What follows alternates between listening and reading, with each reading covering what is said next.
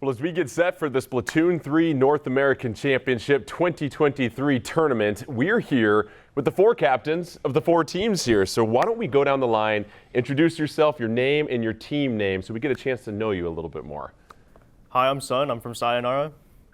My name is Bliss. I'm the captain of Destiny Bond. My name is Keo. I'm the captain of Crush Soda. I'm Brian. I'm the captain of Team Starburst. So you look at your teams, and what's interesting is, even though the skill level is so high, there are differences in each team. If you could describe your team in one word, I'm going to give you a couple moments to think about this here. One word to describe your team so we have an understanding of kind of what the theme of your team is. What would it be?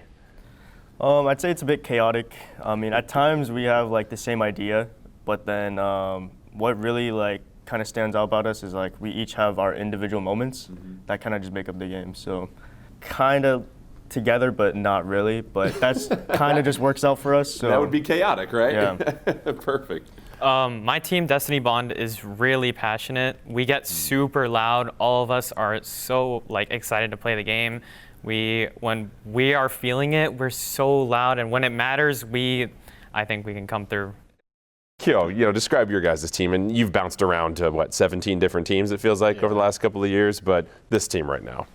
This team, at least I'd say like clutch factor, because I can always expect Goss or Wave to pull something out that in a million years, all right, so that play shouldn't have worked, but good job, I appreciate it. Thanks for saving the game. It's a hard one, but I'd say overwhelming maybe with our play style in the game. I think that there's a lot of times where we are positioned in a certain way that can be extremely overwhelming and hard to deal with for the other team. But outside the game, I don't know. Maybe just overwhelming too. Okay. It's really interesting as well because you get these different responses, and I imagine you all prepare differently when you get set for a tournament. And when you start with pre-tournament rituals or pre-game rituals, is there anything that you guys do by any chance? Well, for me personally, I'll try to keep a steady schedule just ahead of events, make sure I have good enough sleep, just basic stuff, have a good breakfast. But as a team, not really. Maybe just a little warm-up practice beforehand, some scrims, but that's about it. What is the ideal breakfast of champions for a Splatoon champion, potentially? Gotta go with pancakes. It's my day one. I like that. And then do you guys do anything Destiny Bond as far as the team, or is it all kind of solo pre-match rituals? I feel like mentally we prepare for the maps in general of what we're going to do. So we'll talk about hey, I want to do this on this map. We work on this. And then pre-match rituals, I like to go over, hey, we're going to push this so that, you can help X player, That's stuff I like to do. I like to go over what we're going to do beforehand. It's really cool because the player base for Splatoon grows and grows with every version that comes out. And with Splatoon 3, it's larger than it's ever been before. You are sitting where a lot of young or newer competitive players want to be. What bit of advice would you give them to help them in their competitive career to possibly be in these seats someday? I will say I think a steady schedule, keeping things in balance is really important. Focusing on school, if you work out, do clubs and stuff like that, because a lot of those things can be applied to various games, even Splatoon. And so I think really just learning those different skills and even social skills outside of school can help with meeting people like this. Yeah. And so just balancing a steady schedule, I think is really important. Really cool. Kyo, obviously, you've been doing this for a long time, and what advice can you give to some younger players or some newer competitive players? I'd say just practice efficiently, at least for me, I know I have a lot of hours in the game, but a lot of that is just playing for fun. But if you're just trying to improve, make sure you're putting in the hours efficiently, studying players who are better than you. Don't be too hard on yourself, when you're in a slump. It happens to everyone. Yeah. Just take a break and then get back at it again. All right, we're going to go a little lightning round here, okay? So I'm going to give you a chance to think of the question after I ask it. Think about your answer, and we'll get it out there. If you could pick one stage to live in from Splatoon 3, what would it be? Inkblot. Manta Maria. Mincemeat Metalworks. Flounder Heights. Okay. Favorite idol over the last 3 games? It have to be Murray. Murray. Big man. Big man. Big man, okay. Which brand of clothing do you like the most in Splatoon 3? Takaroka. Z+F. Z plus F. Tony Kensa. Okay. Weapon of choice. The splatter shot. 96. Sloshing machine. Tri-slasher. Least favorite weapon to go against. Sloshing machine. Charger. Any charger. Crab. All right, next question. Favorite new thing about Splatoon 3? The new weapons. Kraken. Crab tank. New specials. Super jump, normal, or stealth jump? Stealth jump. Stealth jump. Stealth jump. Stealth jump. Most important power-up that you can add? Swim speed. Charge. Last ditch effort. Swim speed or ninja squid. Okay, I love it. Well, this is going to be a really exciting tournament. We thank you guys so much for your wisdom, your insight. Best of luck to all of you. Even though there's one winner, I think we're all winners being here today. So good luck. The Splatoon 3 North American Championship 2023 tournament getting set to go underway with these 4 captains. We got an awesome crowd here in the house at PAX Arena as we get set to crown a champion amongst 4 of the freshest squads in North America. And with that, we bring you into our spray-by-spray table. Your host, Jordan Kent, alongside 2 of the finest Splatalists in all of Inkopolis, Nine and Milana, and so much to dive into here. But Nine, let's start with these 4 teams. Tell us a little bit more about the journey they took to get right here today. Yeah, no kidding. It was indeed a journey. These teams had to go through single elimination brackets partway through. They had to go through ladders. They had to go through double elimination brackets, all to prove that they are the 4 best of over 350 teams that got here today. We can be certain the best of the best is what we'll see. Some impressive numbers right there, Milana. What does it mean for these teams to be here in person for a chance to compete for a title that's this prestigious? You know, these teams are competing at the very top of the North American teams. Like you said, there were over 350 teams that they had to fight to get here. And you know, some of these players, they don't get to see each other unless it's at these events. So, you know, it's a really good opportunity for them. It's been a lot of fun. The competition has been friendly thus far, but we expect it to heat up. Let's go ahead and check out the bracket and get a chance to take a closer look at these teams here. But first, we'll talk about the rules. It's a mini bracket round. Teams will battle in a mini bracket to determine seeding order for the semifinals. It will be turf war only. Those are your stages, a few familiar ones and a couple of fresh stages as well too. Keep in mind, the stages can only be played once, so no, you can't put it on repeat like some of your favorite Britney Spears songs right there, Nine. I'm so sorry here. But as we take a look at these teams in this mini bracket, it is something that these teams are very impressive, what they've had to go through and the makeup of a lot of these. But Nine, coming down to turf war and what's going to be at hand, it really comes down to the final 30 seconds for a lot of these squads. Yeah, it's the final 30 seconds. And listen, nothing is going to surprise these teams today. If there's a composition, if there's a map, if there's a mode, you can bet that they've been practicing it here. But turf war on this stage of this size, we've seen some miscues that we're not used to seeing. Again, because everyone understands it's those last 30 seconds. You take a fight maybe you shouldn't have, you go down, and suddenly it's all up to Judd. And obviously, the beginning is somewhat important here, Milana, because you want to establish some map control for the most part, but it really does come down to how well can you maintain your 4 players on the map at any time. Yeah, you want to make sure that all of your 4 players are, you know, working together. You want to make sure that you are painting together, that you're maintaining that turf, like you said, and you know, you want to really be there for each other in those last 30 seconds. As we said before, we've got 4 teams here today, and what's interesting is a lot of these teams, they're very familiar with each other, Nine, but there's enough differences between them that we're going to see some differentiating play styles. And right now, when it comes to the meta for Splatoon 3, so much of it revolves currently around Splash and Sloshing Machine. Yeah, no kidding. There's a lot that you can talk about, especially with regards to that Splash-O-Matic. But one point that I want to hit on for those of you at home maybe not as familiar with competitive Splatoon, the double Splash-O-Matic composition has an incredible assist rate. They get so many assists every time they get a splat, and it's because of that burst bomb that you can throw anywhere. It's because of that crab tank that we'll talk about plenty, but it means that you're always within range of helping out your teammates. And on the Sloshing Machine, I mean, listen, I clearly love this weapon. It has a hitbox that is downright ridiculous, but it needs it in order to keep up with all of these quick shooters that are going around here. It is a necessary evil in the game state currently. As I said before, we'll see a couple of our teams in action here, but our first matchup will be between Crush Soda and Destiny Bond. And let's talk about Crush Soda a little bit here, Milana, because this is a team that has been put together by some veterans and some new faces, but they have a chance to be pretty surprising here today. Oh, for sure. You know, we definitely want to keep an eye on Kyo. Kyo has been a veteran at these events. He is a very strong player. He's played at the top of the top. So, you know, Kyo is obviously a player that's, you know, right there with the best of the best.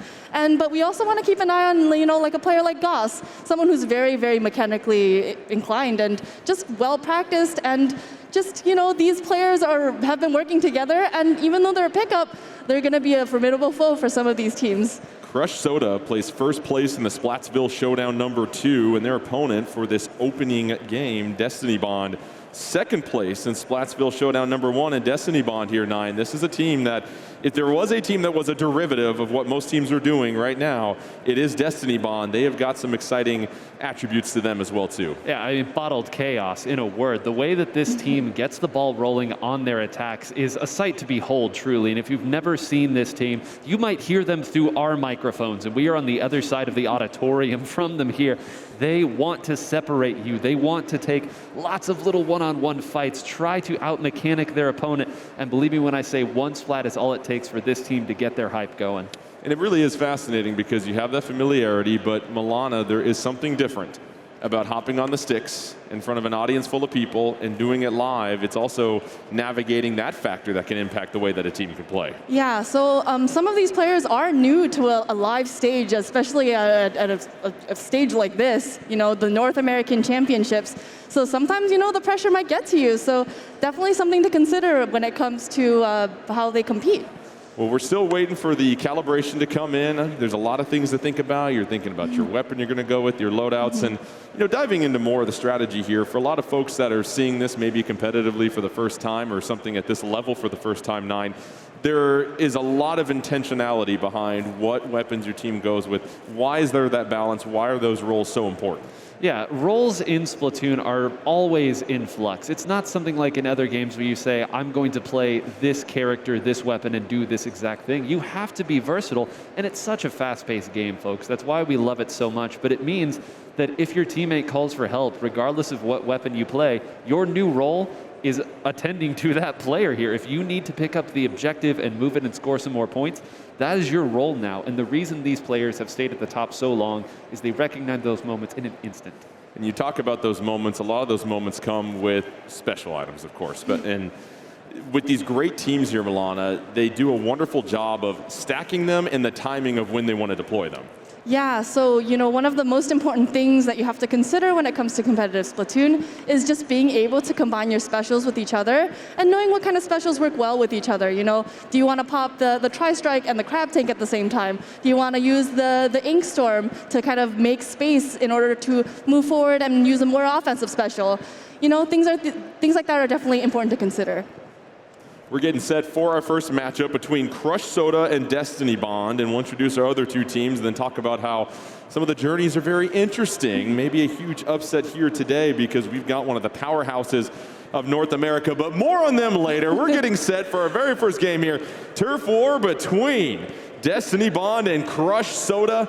And 9, go ahead and set the stage for us here, my friend. Take a look, folks, and get hype, would you? Come on, this is the best of the best. And my goodness here, only one small change between these two teams. The Splatana Wiper coming out from Kyo here, and then a whole lot of Splashamatics. And Milana, you called it, Manta Maria, to get things going here. And this is an interesting stage, of course, because you've got a lot of different ways that you can start to approach your opponent. Certainly, we've definitely seen this before at a stage like this in the last iteration of the game. You can come at the opponents from the right side, you can flank from the left side. You know, there's definitely different entry points into the competition. Still plenty of time left here. Oh, and you see a nice little double splat right off the bat here, 9. Yep, great work already. Kyo's role on this team with that Splatana Wiper is going to be to fight, fight, fight. If it moves, I'm going to swing at it here. The rest of the team is patching up the base right now, making sure that they don't have to worry about it on the other side. So far, though, Crush Soda in a commanding position. And And Wally with those Tenta missiles, and you see holding mid pretty solidly right now. But here's an opportunity here, Milana, where you have to think about when do we want to start to push and get into enemy territory. For sure. They really have to consider, like, if they get picked off, then it is really a one-down situation, and that is going to give an opportunity for the other team to push up. But we do see that crab tank coming out from Goss, and that's going to give a lot of space for Crush Soda to move a little bit forward.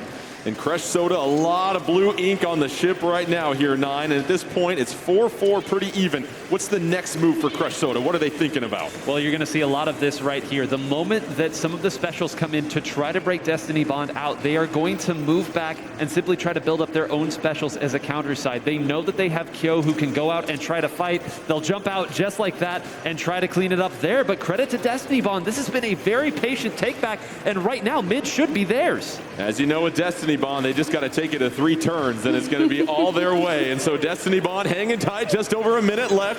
And you see a couple of members go down here. So now it's 3-3 on the stage. Kyo going down. That's a huge development here, Milana. Yeah, like Nine mentioned earlier, Kyo is going to be one of the most offensive players on the side of Crush Soda, and with him going down, it's going to be difficult maybe for Crush Soda to get their footing back into the mid.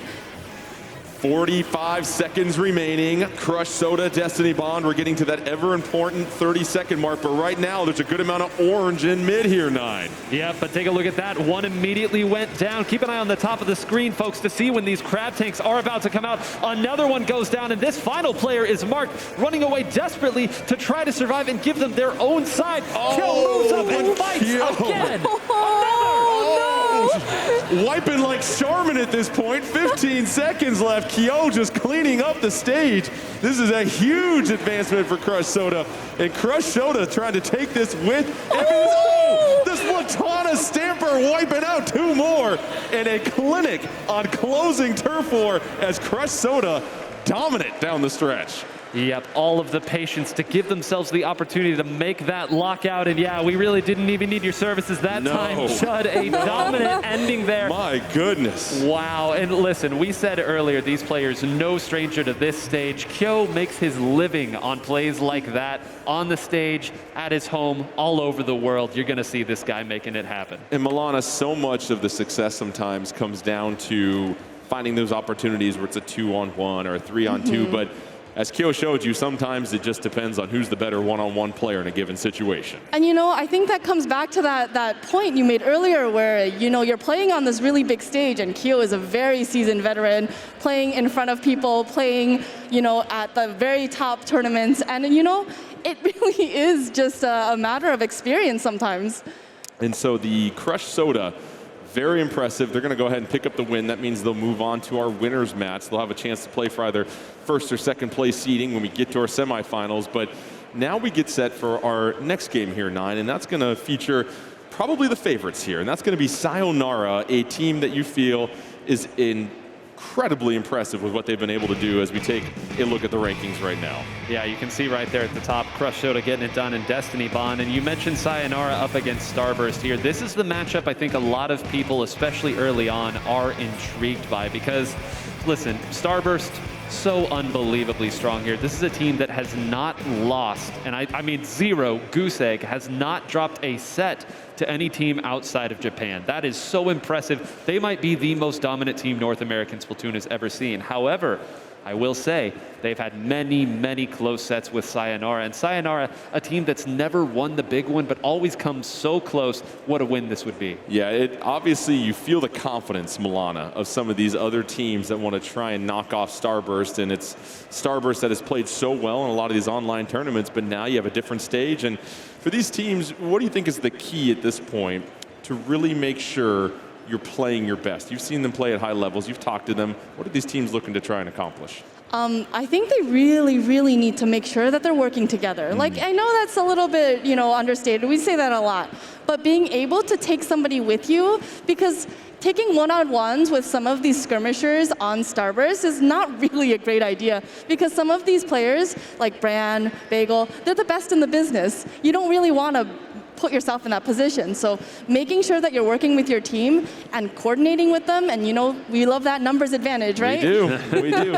So we just heard Milana say Bran, Biscuit, Bagel, some of the best out there. What makes them so good here? What makes them so good? Yeah, their patience, I would say. And again, that another buzzword that we will say a lot over the course of this year, but it's so easy, I think, when you are in a fight, you win that 1v1, you get the splat, you move forward and try to win the game right then and there. That's not necessarily the right decision. Sometimes you need to back up a little bit, understand the macro, the bigger picture of what is going on, and they are such an even keel team. Back there in the back, I was having a little chat with Bran. I said, Bran, how are you feeling today? He held up his hand, not a shake at all. A cool customer on a cool team. Doesn't drink coffee yet either. Apparently not. Apparently not.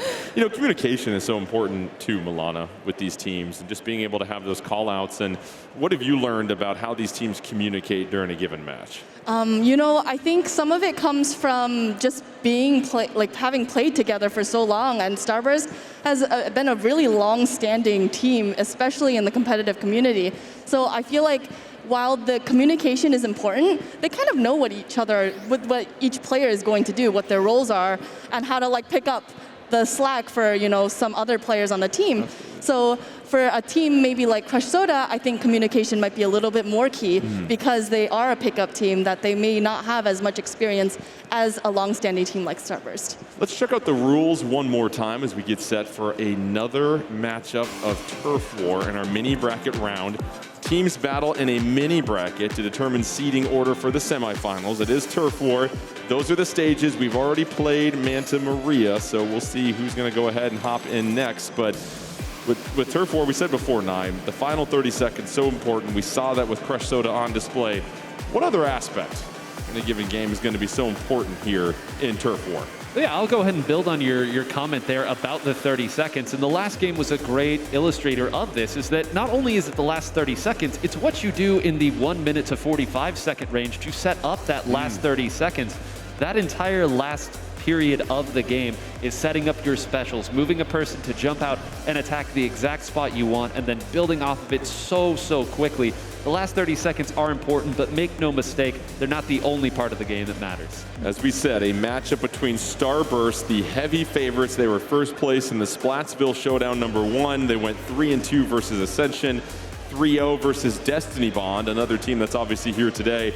And then Cyanara, 2-3 versus Crush Soda, 3-1 Last Resort, 3-1 Ascension. So as we said before, Milana, these teams are very comfortable and familiar, and it looks like we're going to be getting set for this matchup here soon. But let's say it is a stage like Mako Mart. There's obviously different ways that you're going to handle Turf War based upon the layout. A stage like Mako Mart, what are you thinking about here for Turf War? So a stage like Mako Mart, it is a little bit small, so you really have to be considerate of where you're going to prop yourself up in case you need to fall back. So it can be dangerous if you give too much space to the opponents, and it can be, a little bit overambitious if you start pushing a little bit too forward. So definitely something to consider when it comes to Mako Mart. What else, Nine, do you see in Turf War here? I don't want to say patience again, but you can say it as many times as you want to. But we have patience with you saying it. Oh my goodness. Okay, let me dive just a little bit deeper here. Milana made a great point of understanding what your retreat paths are here on Mako Mart. And Mako Mart, while being somewhat compressed from a vertical standpoint, is a wider stage. You have many avenues to go back from. But if you find yourself constantly retreating all the way back, as Milana noted, you're not going to be in a good position. So in this case, your patience is understanding when you need to take those fights so you never have to worry about how far back you're going to retreat. We're just moments away from this next matchup. Cyanara taking on Starburst. Cyanara with Sun, Leafy, Q, and Fuzzy. Fuzzy, of course, Milana, has a lot of experience on the big stage, and he brings an interesting wrinkles to Cyanara. Yeah, Fuzzy is probably the most experienced player on the stage right now, competing all the way from Splatoon 1 all the way through Splatoon 3. OG is what we like to say. Yes, an OG. And he's just, his mechanical skill really hasn't diminished since that time. So really something to keep an eye out for when it comes to Cyanara. Yeah, it's like riding a reef slider. You never forget there for the most part. And then, of course, for Starburst, we got to give some love to Ice, because Ice we might see on that Flings there, that custom jet squelcher potentially. Yep, Ice, one of the most consistent players in the history of our game, has done it over and over on the World Championship stage, and certainly on this stage as well. They've matched their splash tag there. Love to see it. Here we go, Starburst and Cyanara, the North American Classic. All right, here we go, and make Omar grab those shopping carts. And already, let's go ahead and check out these loadouts here for the most part. And 9, what are we seeing? Any surprises? Not a surprise and no differences. Goodness gracious, folks, if you didn't love these weapon loadouts, get used to it. So you've got Starburst in the orange, Cyanara in the blue, and early on, and a couple of splats on the field, a couple of trades, 3-3, and already we see a crab deployed, and that crab, such an integral part of any strategy here, Milana.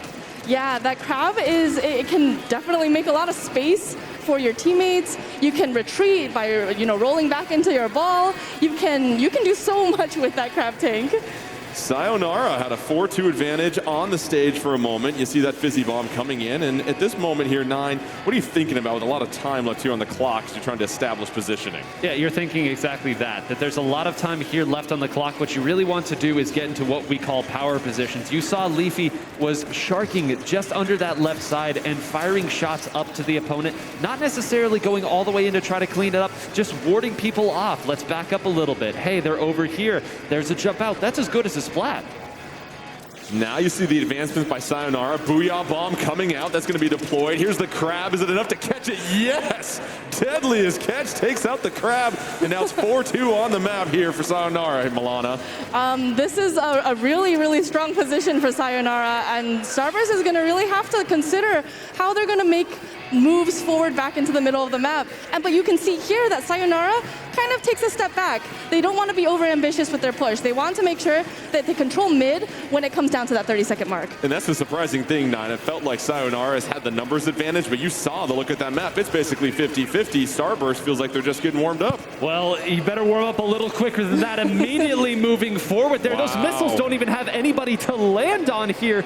The members of Cyanara doing such a great job of simply jabbing, punching, a little poke here and there, and working through. And this has been all Cyanara thus far. Cyanara, under a minute left, has the advantage, but still plenty of time left here. And so, Milana, you're on your heels if you're Starburst. How do you try to make that last push with 45 seconds left? You're going to have to make those specials mean something. You're going to use those specials like that. But unfortunately, Leafy camping.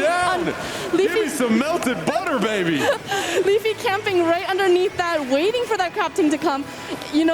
We as a competitive team, competitive community, we talk about the crab tank a lot, but the sloshing machine is really just an anti-crab tank. Oh, it is putting in some work right now. Leafy with the booyah bomb, and now it's just a matter of can Cyanara hang on. 15 seconds trying to score an early upset to move up to one of the top ranks in 9. Unbelievable what we just saw there. I mean, a moment there where Starburst had to run everybody forward, and it worked. That's not how it's supposed to work. Brand is in the opponent's spot. Starburst, a last second push. Is it enough? Did Starburst rise from the ashes? We'll see. It's in the hands of Judd.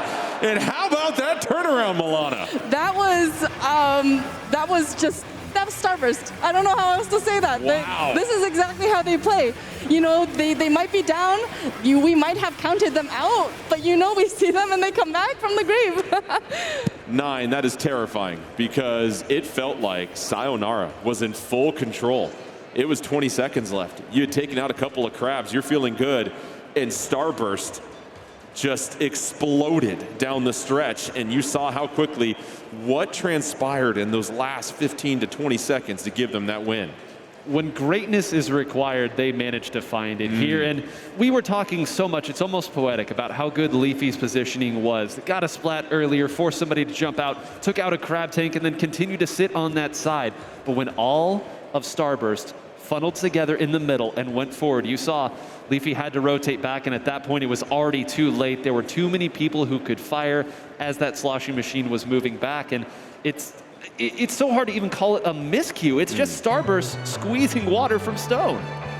So here we have it. Crush Soda and Starburst will face off to determine who will finish 1 and 2 as we get set for the semifinals. After that, Cyanara will take on Destiny Bond in our 4th game here of the mini bracket. And so now the matchup of Crush Soda and Starburst, and this is kind of who you keep an eye on as far as two of the favorites. And for Crush Soda, this is why they built this team here, Milana, was we need some very technically sound players that can go toe-to-toe with the consistent skill of Starburst. And, you know, highlighting what Goss and Bursty do so well. What stands out to you about the way that they play? Bursty especially, probably one of the best support players in the North America. So having him on the team and having an aggressive player like Kyo, you know, they just really just go hand in hand. And having that experience on FT Win together, you know, will definitely lead to positive And results. we've seen some really close matchups here with Crush Soda as they made their way. They went 3-2 versus Sayonara, and then 3-0 against Ascension. And,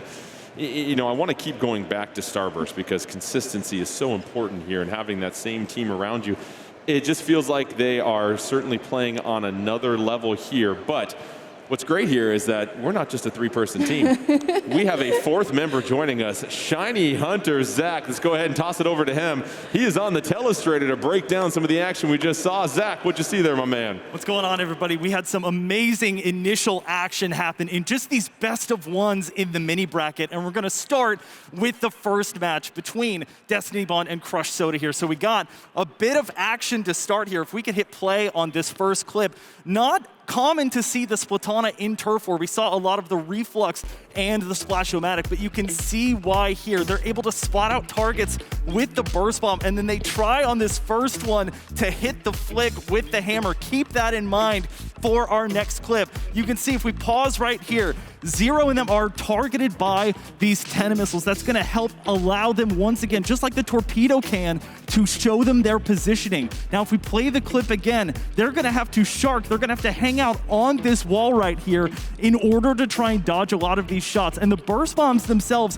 are doing a lot of chip damage at the same time. You can also see at the top part of your screen there's a crab tank just ending. There goes the torpedo. That's going to help do a little bit of spotting out as well. The chip damage is about to come in from yet another stray burst bomb. They have crab at the ready, but they're not quite able to pop it, and it's going to be Kyo doing a great job of picking up this second splat as well onto Jarrett. Now they're fully backed into their spawn at this point. They're trying to get out, but Kyo having the high ground here, able to manage, and this time they are not going to miss with that hammer, getting the first initial hit onto 0 there, and then the second one, not as much of a flick, but that much more important.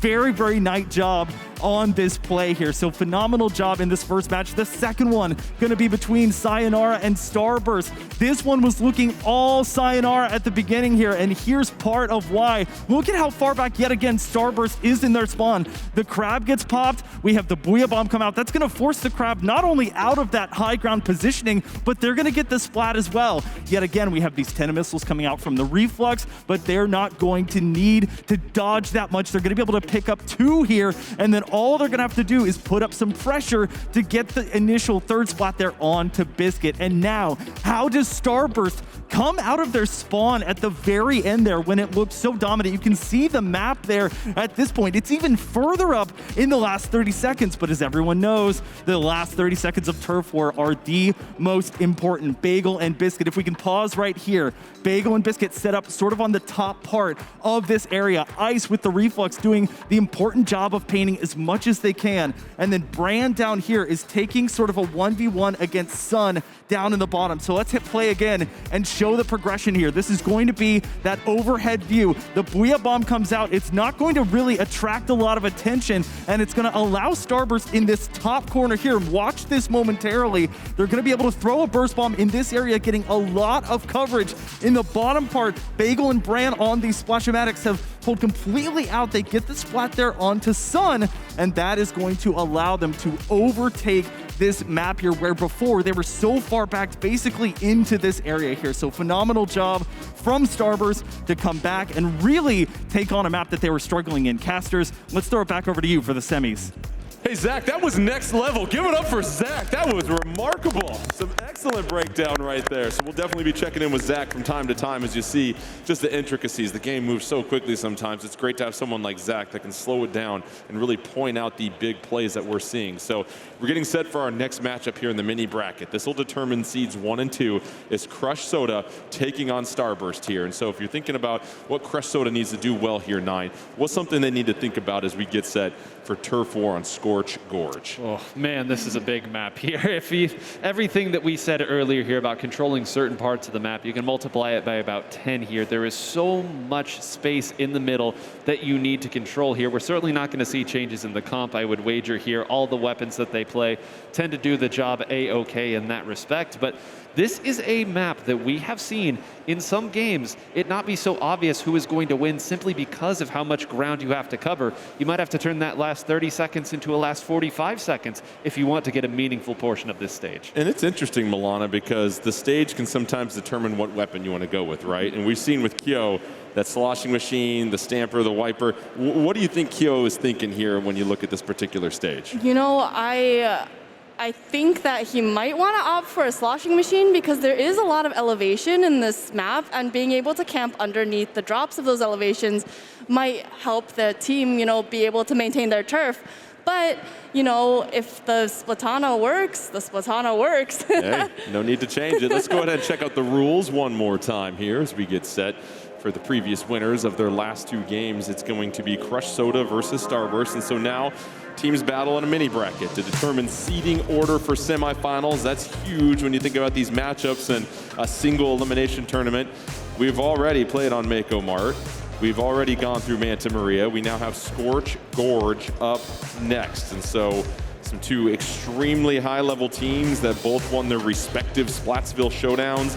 Crush Soda, as we said before, the reason this team was built here, 9, was to try to go tentacle to tentacle with Starburst. Yeah, this is the old meets the new, and it seems so odd here, but Bursty and Kyo both have played on North American champion teams here, but Goss and Wave here, 2 of the youngsters on the scene here, incredibly mechanically gifted, and we'll talk about Wave more once the charger comes out later on here, but we again want to reiterate here that this truly is a combination of players that have what it takes. But as Milana noted earlier, can the team play come together quickly enough? It's not a lot of games to get warmed up for this one. It really isn't, and we hear that term, Milana, mechanically sound. Are you able to divulge into that just a little bit more for those folks that are trying to get to this level, trying to get to this stage someday? They want to be mechanically sound too. What are we looking for when we identify that? So when we're talking about, you know, mechanically sound play, just being able to hit your shots, as simple as that.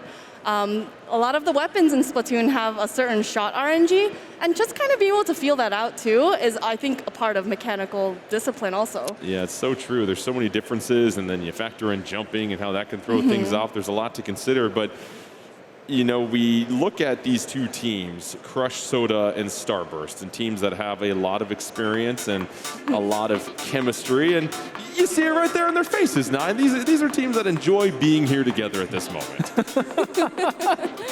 That is the most excitement I have seen from Starburst in my entire life. This is incredible here. They do enjoy it, folks, but this is a business trip for them as well. So we're getting set here for another round of Turf War between Starburst, Crush Soda, and Scorch Gorge will be the site of the matchup between 2 of these big-time teams. And here we are, 9. We're getting set to go. As always, I will have you give us a breakdown of the particular weapons our 2 squads are using. Well, yep, you are seeing it correct, folks. These teams have both brought in the exact same comps that they brought to their earlier game. We talked so much about the Splash-O-Matic, and of course we're going to see that double Splash-O-Matic for the entire time, but they're opting to keep Kyo here with the most mobile of his weapons. This thing is so hard to pin down. You can see he's moving around, and in almost any fight he gets in, he's going to be able to back up and at least hold on a little. But you can't fight a crab! The crab Crab pinching him right there, Milana, and that's a big play early on. That certainly is. Like we said, that, you know, Kyo is the aggressor on that team. He needs to be able to make those picks. So getting that pick early on is going to give Starburst a nice, comfy set mid right there. I think we all felt that, 9, and now you continue to see Starburst in the green ink just really holding down mid in a couple of nice spots. Yeah, and listen, when we earlier said the assists that you will see these Splash-O-Matics get here, there were just 3 burst bombs tossed in that general direction, and that was enough to clean it up. You see that they're going to try to back up here, survive it out. If they can wait out a couple of these crabs, they should be sitting okay, but hey, how's about it? That's huge because you had a crab waiting to go here, Milana, and now that's going to buy some precious time here for Crush Soda. It certainly is. And you know, Crab Tank, while it is just it's a simple special to pop and use, being able to know where your opponents are, like being able to know that your opponent is just hanging on the wall there and using the Crab Tank to take them out, definitely something that, you know, top teams do really, really well. Under 90 seconds left here so far. It's been a bit of a chess match. Neither team taking a commanding lead, but you figure teams will start to have to be a little bit more aggressive. 9, if you're Crush Soda, how do you try to advance just a little bit more here? Yeah, well, you got to dodge these burst bombs before anything else, but you also have to make sure that this time more than any is not the time that you get splatted. For those of you who may be very new to Splatoon, when you get splatted, you lose a certain portion of your special meter. And we've seen earlier what it's like when you can cycle multiple crabs into your missiles. It's very important, Jordan, all that patience, and look at this. Now they're in control of mid. You've got Kyo trying to advance forward, but keep an eye on the specials in hand for Starburst. Kyo right now out of ink, has to refill just a little bit, has that stamper ready to roll, 30 seconds left, booyah bomb, but here comes the everything bagel with Crab, trying to push him back, and they are successful, 4-2 on the map with just 30 seconds left, 9. It's stunning to me how quickly this all goes. Look at this, methodical, not even a chance to fire back at that spot. They're gonna throw their sub-weapons here. Brand working on the left side, Biscuit moving back here. They're gonna fire at anyone who tries to dive in.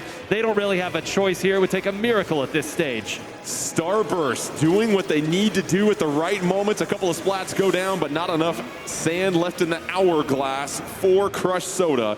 We'll see what Judd and Lil Judd have to say as far as their cute little paws pointing in the direction of the winner, but that is gonna go in the direction of Starburst.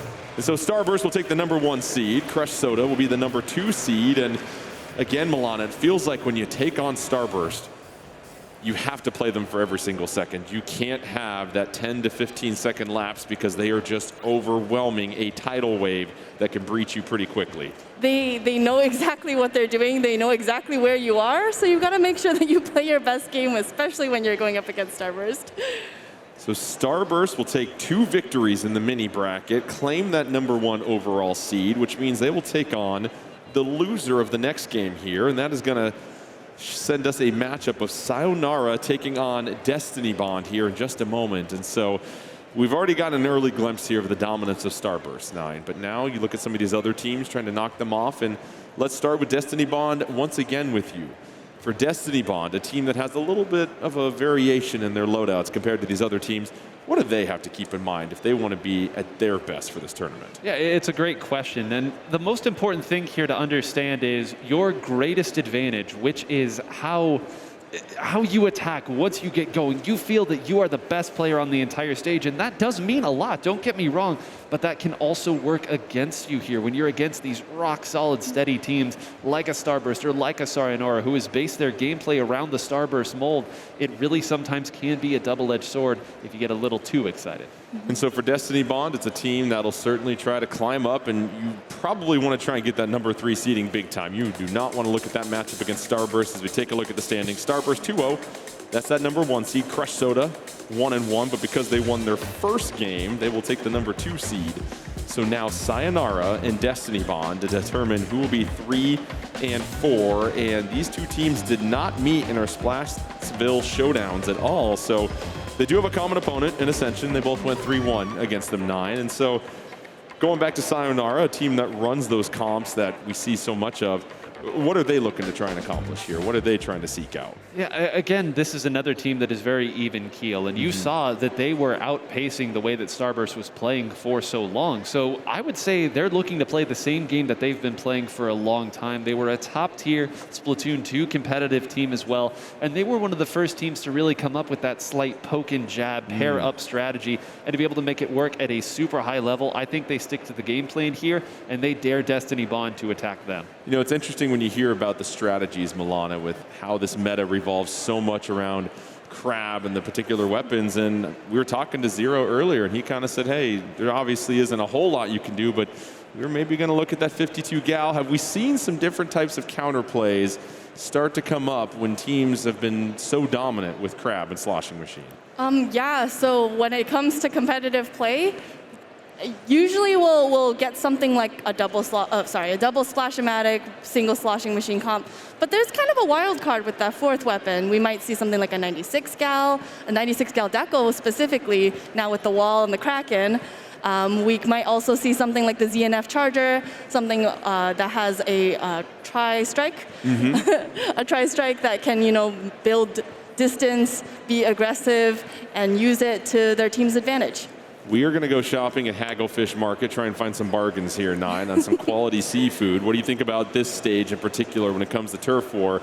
Obviously, it's got some unique characteristics as well. Yeah, I mean, this is a beloved map here. If there was ever a map that you could probably get teams to go back to 5 consecutive times, this might be it here, because you have such defined paths to get back in. And earlier in some of these other games you saw, let's say on Scorch Gorge, for example, there's a spot that the opponent really can't access on that map. They can run over the grates and try to be a little overzealous, but we're not doing such silly things here. But on this map, you can move up and attack all the way up to your opponent's spawn if you so choose, and that presents both a very enticing play and a very risky one. How deep are you willing to move forward? How much does that turf mean to you? And more importantly, what time in the game are you trying to make such a play? And obviously, Milana, mid is a lot of action happening here. There's a lot of different ways you can approach it as well too, and that's what I think makes Hagglefish Market such an interesting stage, because it isn't very linear. You really have to keep your eyes on a swivel, making sure you can find out where the next threat is coming from. I find that one of the most challenging things about Hagglefish is the ability to be able to flank. So if you are just, sitting dandy in middle and somebody comes around with a flank and you're not expecting it, it really could turn the tides of the match. Yeah, it'll be interesting to see what these teams decide to go with here, because they're taking a little bit of extra time thinking about these loadouts, because Nine, this is important. If you want to try and advance in this tournament as far as possible, you're trying to avoid that matchup against Starburst. And whoever wins here will match up against Crush Soda in that 3 spot. And then the 4 seed, of course, will take on #1 Starburst. So as these teams are getting set, it really has been fascinating, Nine, to see where the meta's gone with Splatoon 3, and a lot more balance to the weapons. Even though we talk about Splash and Sloshing Machine, I think for a lot of players, they find that they can still be successful with a lot of different items and weapons. Yeah, they can be successful with a lot of items. And Milana brought up a great point here where, again, there is a solid core of weapons that people play at this level, but that doesn't mean that you can't also find variants on top of that. A core does not mean that you can't experiment a little bit. And believe me, these teams have tried to experiment with different pieces there. You just need the stability that, let's say, a double Splash-O-Matic composition offers you in order to experiment beyond that. You need the foundation before you can build the big, pretty statue. Absolutely, and we just saw a wonderful shot of the crowd. And really what's been neat about Splatoon 3 and the time it's been out here, Milana, is the growth of the community, which I think a lot of players will say is the best part about this game. It's just how many friends and how friendly everybody is. So what can you say about your experience, because you're clearly very involved in the community right now? Yeah, I think, just getting to meet all the new people who are like, this is my first Splatoon game, I've never played Splatoon before, but I'm having so much fun, and getting to meet a lot of folks who are like that. And I think one of the best things about Splatoon is that you don't have to be a competitive player. You can play Turf War if you want. You can play Salmon Run if you want. There are so many different avenues of getting into the community, of getting into a community, that is just so great, and we love that about Splatoon. And very welcoming as well too. And it's interesting, we asked these players, what was going through their mind as they picked up a controller for the very first time. And it's really cool to now see them come together. Destiny Bond and Cyanara. And again, just the personalities of these teams. It's something that really stands out to you, Milana. I just think it's so funny watching, a seasoned veteran like Fuzzy do the spin and the pose. It was just wonderful. It was his idea. Did not, I know. did not stick the landing there. Sorry to put you on blast, Buzz man. Well, here we go. We're getting set for our final game of Turf War to determine who will be third and who will be fourth as we get set for semifinals. We said it before, Hagglefish Market, Destiny Bond taking on Cyanara, and already we see a couple of Splash-O-Matics in this loadout night. Yeah, one interesting thing to note, though, there is one of the newer weapons, the Splash-O-Matic Neo, folks. We changed it up a little bit. We just made it a slightly different Splash-O-Matic, but it does have the special, the triple ink strike that Milana mentioned earlier. It does offer a lot in the way of breaking opposing formations. If you have an idea that the opponent is going to set up two of their crab tanks relatively close to each other, one triple ink strike enough to clear it all. Early on, neither team with a huge advantage. 4-3 on the map. Advantage Cyanara in the purple ink, Destiny Bond in the chartreuse ink, and all of a sudden a nice little splat coming, and the crab already making its presence felt here, Milana. We talk about the crab a lot, but the crab really is just a strong presence in competitive Splatoon. By being able to use it in a way that kind of pushes the opponent back, it really gives your team an avenue into the middle of the map. 2v1 versus a crab, a little bit of a trade, but then a second help coming from Fuzzy right there in the crab tank, quickly getting out of that. And so now it's 4-3 on the map, advantage Cyanara. And is this where they start to think about pushing here, 9? Well, I think any decision that they may have had immediately got taken away. They got caught in what we call a split spawn situation where you may have two people up in the middle of the map in a little bit of control of the map, but the opponent may be 3 respawn up and moving back out of their spawn. You don't have the opportunity. You simply want to try to hold mid, and you'll deal with what comes. And Milana, that seems to really stand out as these teams do such a great job of coordination and making sure it's not just wave of solo after solo after solo. They really try to time everything up together. You can definitely see that here too.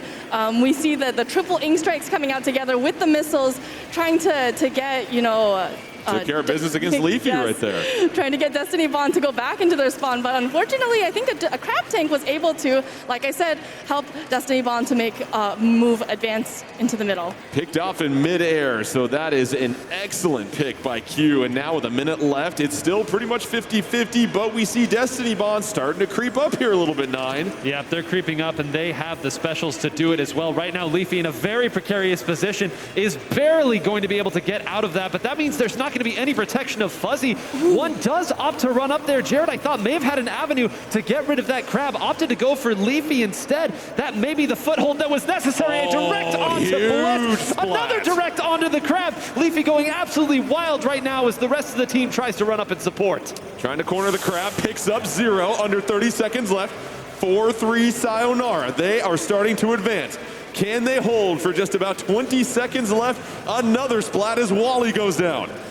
It's a near wipeout, 12 seconds, and here we are, Milana. It feels like they have really pushed forward. Yeah, this is the time where they want to be able to push forward because, Destiny Bond is going to have a really difficult time painting zone and moving forward, so...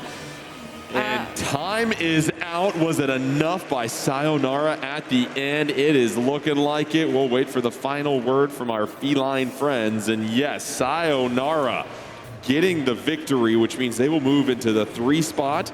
They will take on Crush Soda in the semifinals, which means that'll set up a matchup between Starburst and Destiny Bond in the semifinals as well, too. But you really like the resolve of Cyanara right there, 9. It really felt like their backs were up against the wall for a moment, but they gathered and just got those necessary splats they needed to slowly advance. Absolutely. And at the beginning of this wonderful show that we've got, you asked me about the sloshing machine and why, in a world of so many other strong weapons, people still use the sloshing machine. The forgiving nature of that hitbox allowed Leafy to take so many important fights there at the end from relative safely. As soon as that crab drops down, the crab can do many things. It cannot fire in front of itself directly up. It simply cannot.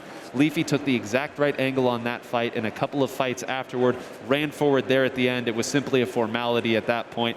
And you said resolve on Cyanara. They've been here so many times only to play second fiddle. It's great to see them take care of business. It's such a good point, Milana, because they are really the epitome of a team that can get right on the precipice of success, and they're just looking for that one play, that one splat to close things out. And I imagine picking up a dub like that gives them a lot of confidence. They've got to be very happy getting that 3rd seed. Yeah, you know, we were talking about Destiny Bond earlier, about how they might have felt a little bit overzealous in their pushes forward. And I think that led to a little bit of their detriment in that last match.